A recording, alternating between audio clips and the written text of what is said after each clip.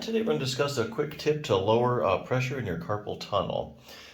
There is no question that people with carpal tunnel have higher than normal pressures in their carpal tunnel, which creates a lot of problems for the median nerve that lies within it. Therefore, getting the pressure down is essential. Surgeons cut the transverse ligament, the roof of the carpal tunnel, to drastically lower the pressure. But is there another way?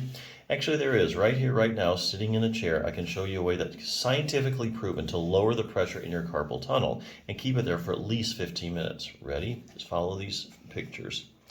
Hold your arm out like this. Now bend your wrist and fingers straight up, and then curl your wrist and fingers down, making a fist. And bend your wrist and fingers straight up again.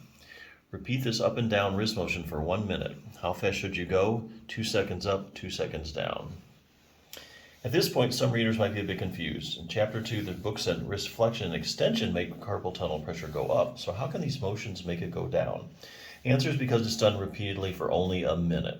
On the other hand, if you kept doing these motions for 15 minutes or all day long off and on, then you would have a totally different effect on the wrist. They would overstress it. Think of it like weightlifting. If you go to the gym and do one set of the bench press, it will make you stronger, and it's a good thing. Now, if you do bench presses all day long, it becomes harmful, even though it's the exact same exercise that could make you stronger. The key, a little bit of the right kind of stress is productive. Too much can get you into trouble. If you're still worried, well, like everything in this book, we have some good research to prove that it actually works in carpal tunnel sufferers. This study involved 92 patients with carpal tunnel syndrome and 21 control subjects. Among other activities, researchers had all subjects actively flex and extend their wrists and fingers, like over here, for 1 minute. The pressure in the carpal tunnel was measured before and after. Results show that the carpal tunnel pressure dropped significantly for 15 minutes after the exercise was stopped in both patients and controls. This was a pretty impressive study. The average resting pressure in the carpal tunnel in patients was 44 millimeters of mercury.